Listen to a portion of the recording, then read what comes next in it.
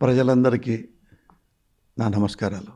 రాజకీయవేత్తలకి, రాజకీయ నాయకులకి, ఓటర్లకి, కార్యకర్తలకి, పొలిటికల్ అనలిస్టులకి, జర్నలిస్టులకి అందరికీ నా నమస్కారాలు. నేను 1983 అప్పటి నుంచి రాజకీయాలు మాట్లాడుతూ వస్తున్నా. నేను నాగార్జున యూనివర్సిటీలో స్టూడెంట్స్ యూనియన్ లీడర్గా, జనరల్ సెక్రటరీగా అన్ని జనాలు స్టూడెంట్స్ వాళ్ళ ప్రేమతో మద్దతుతో నేను గెలిచా. పెద్ద మెజార్టీతో గెలిచా 2 సంవత్సరాలు. నేను డబ్బున్నోని కాదు, అయినా ఎందుకు నన్ను గెలిపించారంటే స్టూడెంట్స్ అందరూ పోసాని కృష్ణమురళి మంచోడు. అప్పటి నుంచి నాకు ఆ పేరు ఉంది. నన్ను బాగా ఇష్టపడతారు. మా ఊళ్ళో కానీ నన్ను జుంబో జుంబో జుంబో అంటారు. జుంబో అంత నవ్విస్తాను అని, బాగా మాట్లాడతాడని, మంచోడని, ఏదో వేషాలు వేయడని. అట్లానే యూనివర్సిటీలో కూడా ఆ స్టూడెంట్ లీడర్ లాగా అప్పుడే రాజకీయాలకు నాకు బీజం పడింది. తర్వాత సినిమా ఇండస్ట్రీకి వచ్చా. మీకు తెలుసు, మీ ప్రజల దీవెనల వల్ల పెద్ద రైటర్ని అయ్యాను, వెరీ గుడ్ డైరెక్టర్ని అయ్యాను. ఆపరేషన్ దుర్యోధన లాంటి సినిమాలు తీసి, మెంటల్ కిష్ట లాంటివి, రాజావారి చేపల చెరువులు లాంటివి, అలాగే పెద్ద ఆర్టిస్టుని అయ్యా. 500 సినిమాలు దాకా చేసి ఉంటాను. తెలుగు సినిమా పరిశ్రమ దీవెన వల్ల, మీ ప్రజల ఆదరణ వల్ల నేను 3 ఇన్నింగ్స్ అంటే దగ్గర దగ్గర 38 ఏళ్ళు సినిమా ఇండస్ట్రీలో బిజీగా పనిచేస్తూ బాగా డబ్బులు సంపాదించుకున్నాను. నా పిల్లల్ని, నా భార్యని బాగా చూసుకున్నాను. ఈ మధ్యలో ఈ రాజకీయాలు ఫస్ట్ నుంచి ఉన్నాయి కాబట్టి ఏ ప్రభుత్వంలో ఏ ముఖ్యమంత్రి మంచి పని చేస్తాడో నేను ఎప్పుడు అప్రిషియేట్ చేస్తూ ఉంటా. వాళ్ళ దగ్గరికి కూడా వెళ్ళను. ఒకప్పుడు నారా చంద్రబాబు నాయుడు గారు మంచి పనులు చేశాడు. పేపర్లో వెనక పేపర్ ఫుల్ పేజీల్లో ఆయనలో ఒక భాగంగా, ఆ భాగంలో బాబు గారి గురించి ఇలా ఊరికే పొగడ్ను, ఈ పనులు చేశాడు, ఈ పనులు చేశారు, ఈ పనులు చేశారు, అప్రిషియేట్. ముఖ్యమంత్రిగా ఓడిపోయారు. మళ్ళీ నేను సినిమా తీసుకుంటున్నా, డైరెక్టర్గా, ప్రొడ్యూసర్గా. నేను అప్పుడున్న ముఖ్యమంత్రి దగ్గరికి వెళ్ళి, రిబ్బర్ కట్ చేయండి సార్, మా ఆఫీస్ ఓపెన్ చేయండి సార్ అని అడగలే. ఓడిపోయిన నారా చంద్రబాబు గారిని వాడి దగ్గరికి వెళ్ళి, సార్ నేను సినిమా డైరెక్షన్ చేసుకుంటున్నాను, ప్రొడ్యూసర్ని, మా అబ్బాయిల పేరు మీద బ్యానర్ పెట్టాను, UP cinema lines, Ujjwal Prajwal cinema lines. Nara Chandrababu Naidu గారు ఎప్పుడు రావాలి, వెంటనే ఏమీ అలా. జనరల్గా ఆయన పెద్దకి వెళ్ళరు నాకు తెలిసి. నా క్యారెక్టర్ తెలుసు ఆయనకి. మురళి మంచివాడు, ఫ్రెండ్లీగా ఉంటాడు, మంచి ఉంటే మంచిగా మాట్లాడతాడు అన్న భావంతో వెంటనే యాక్సెప్ట్ చేశారు. అంత పెద్ద లెజెండ్. మరి అప్పుడేంది, నేను 70 అడుగులో 100 అడుగులో ఎంతో పెద్ద కటౌట్ అన్నపూర్ణ స్టూడియోలో పెట్టా, నారా చంద్రబాబు నాయుడు గారిది, నా డబ్బులతోనే. మరి ఎంత ఆయనంటే ఇష్టం లేకపోతే ఇవి చేస్తాను. అదే చంద్రబాబు నాయుడు గారు ముఖ్యమంత్రి అయిన తర్వాత పొరపాట్లు చేస్తే నేను విమర్శిస్తే అమనాబుద్ధులు తిడితే ఎట్లా? అయినా నేనే ఫీల్ అవ్వాల. నేను చెప్పింది సమాజం కోసం. ఇలా మీరు ఇట్లా అన్నారు కదా, అట్లా చేయలేకపోతున్నారు, మీరు మాట ఇచ్చారు కదా, వాగ్దానం చేశారు కదా. అంతకుముందు నాకు స్కై ఇస్ ద లిమిట్ అంత గౌరవం ఉంది. మీరు ఒకసారి ప్రజలందరూ బాధపడితే ప్రజలే అన్నారు, ఎందుకు చెప్పాలి? మాకు ఇన్ని వాగ్దానాలు చేయాలి, మీరు ఎందుకు ఇప్పుడు చేయట్లేదు? అలాంటివి నేను బాబు గారి గురించి మాట్లాడతాను తప్పితే, నన్ను అకారణంగా అన్నారనుకో 2 మాటలు ఎక్కువ అంట. నేను ఎప్పుడన్నా ఆఫీసులకు వెళ్ళి మీ పార్టీలో చేరతానండి, నాకు ఇది పార్టీ కావాలండి, ఈ ఎమ్మెల్యే కావాలండి అని ఏ పార్టీని నేను అడగను. మోడీ గారిని ఎప్పుడు అభినందిస్తా, అది బీజేపీ వాళ్ళందరూ తెలుసు. కేంద్రంలో మోడీ గారే ఉండాలి, భారతదేశం బాగుండాలంటే అని ఇక్కడ కిషన్ రెడ్డి గారికే 2 సార్లు ఎంపీగా గెలవడానికి ఆయనకే ఓటేసా. ఎవరికి ఓటేలేదు నేను? నాకు చాలా శ్రేయోభిలాషి, నాకు మిత్రుడు తలసాని శ్రీనివాస యాదవ్ వాళ్ళ అబ్బాయి ఎంపీగా నిలబడ్డాడు, ఆయనకి పోటీగా కిషన్ రెడ్డి గారికి. కానీ నేను కిషన్ రెడ్డి గారికి ఓటేసా. లేదా తలసాని శ్రీనివాస యాదవ్ కొడుకు చాలా మంచివాడు, సాయి చాలా మంచివాడు, హంబుల్. ఎందుకు వేసాను? Because of country, because of experience. Kishan Reddy గారు ఎక్స్పీరియన్సు, ఆయన నిజాయితీ, ఆయన డెడికేషను, ఆయనతో పోలిస్తే ఈ పిల్లవాడు చిన్నపిల్లవాడే కదా, ఇంకా చాలా అనుభవం ఉందని చెప్పి నేను కంపల్సరీ ఇలాంటి వాళ్ళే గెలవాలని చెప్పి వాళ్ళకి ఓట్లేస్తా. అది నేను ఆయన్ని కాకపడినట్టు అవుద్దా? అదే కిషన్ రెడ్డి గారు మళ్ళీ తప్పులు చేశారనుకో, అదే నోటితో మళ్ళీ నేను విమర్శిస్తాను కదా. అప్పుడు తిట్టారట, ఇప్పుడు తిట్టారా నన్ను బీజేపీ వాళ్ళు?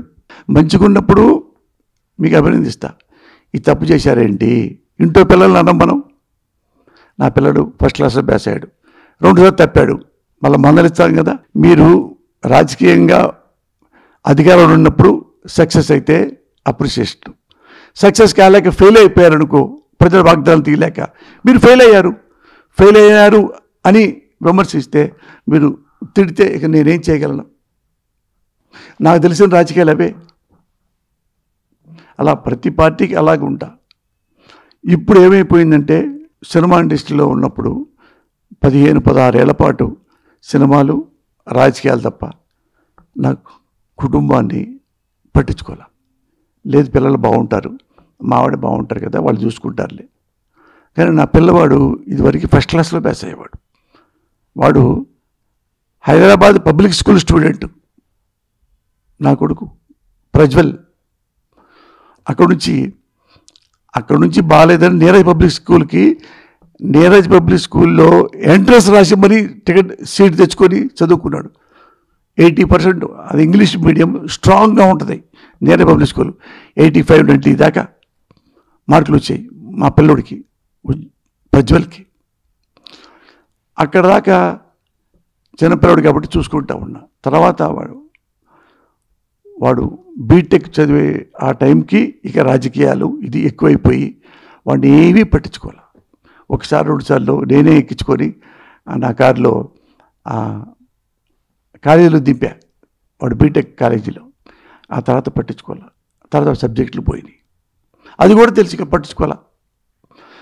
ఏమవుతుంది, మావిడ 2-3 పోయినాయిలేండి మళ్ళీ చదువుకుంటాడు అట్టాడుకున్నాను తప్పితే వాడి మీద ఫోకస్ లేదు. నేను ఉంటే చిన్నప్పుడులాగా వాడు బీటెక్ చదివేవాడు, ఎంటెక్ చేసేవాడు, ఎంబీఏ చదివేవాడు.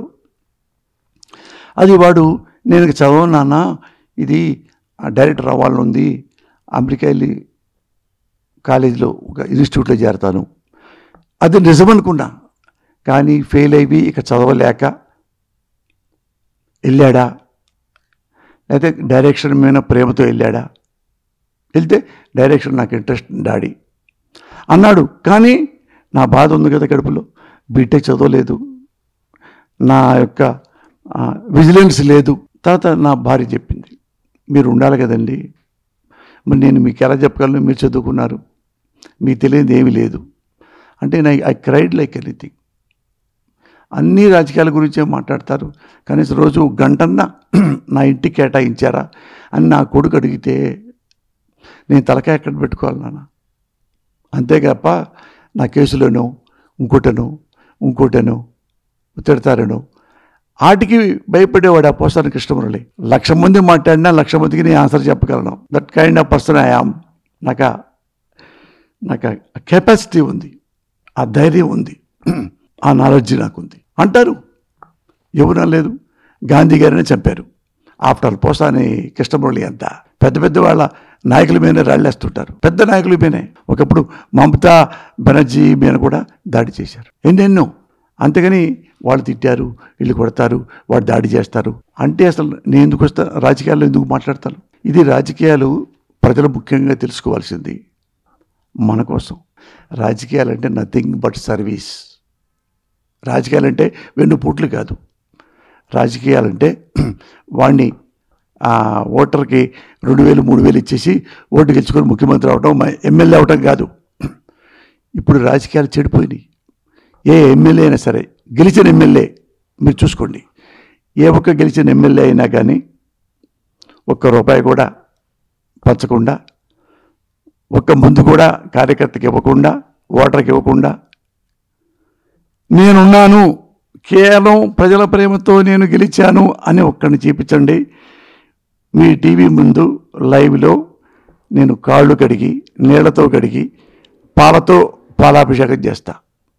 నేను రూపాయి తీయలేదు, నేను ఓటర్ని పరచలేదు, మన కులవని కానీ మన మతమని కానీ, ఇదిగో ఈ డబ్బులు తీసుకోండి, ఇదిగో ఈ మందు తాగండి అని కానీ ఏమీ లేకుండా, నేను పలానా వెంకయ్య, పలానా పుల్లయ్య, నాకు ఓటేస్తే నేను గెలిస్తే మీకు మంచి పనులు చేస్తా అనగానే అట్ట ఆయన గెలిపించిన వాళ్ళు ఎవరైనా ప్రజలు ఉన్నారా?